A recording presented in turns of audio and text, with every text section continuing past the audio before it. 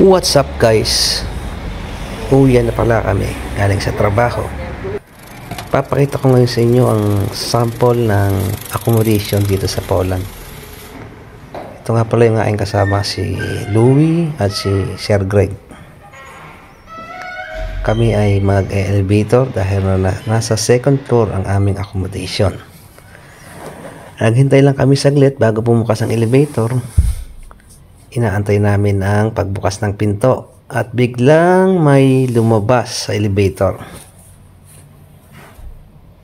Ayun, umilaw na siya. Ibig sabihin, magbubukas na.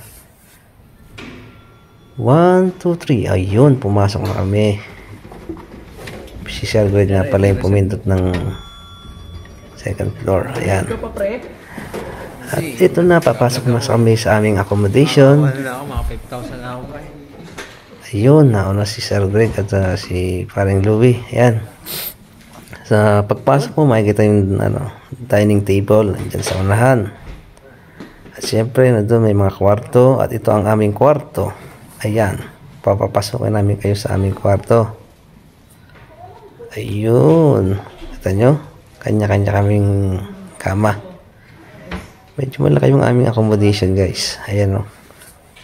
Ayan, bali magbibihis na kami syempre galing sa trabaho. Ayun. Ayan yung aking kama.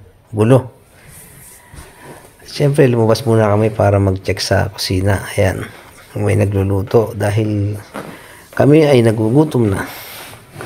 Kaya magluluto muna kami. Ayan, no. Ito yung aming kusina. Ayan.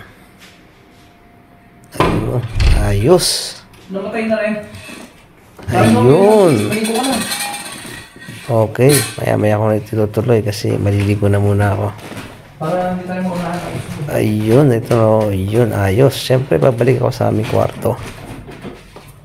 Ayan, siyempre, papakita ko sa inyo yung view ng aming kwarto. Ayan, oh, medyo maliwanag pa. Okay. So, hanggang dito na lang muna, guys. See you.